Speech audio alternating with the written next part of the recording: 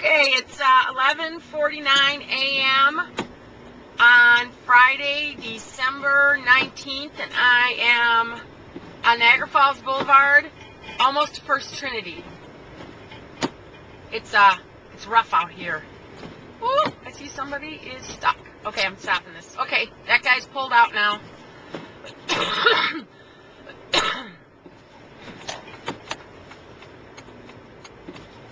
You see the First Trinity sign, sort of barely.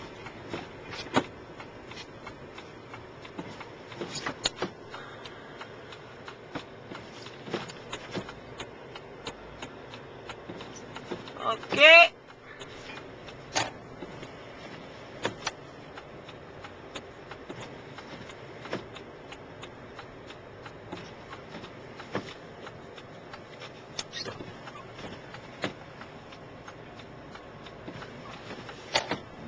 And what am I doing out here? That's the question.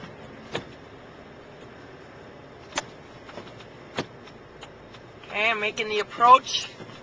It's the parking lot. Made it in. There's the church. That's the update from here.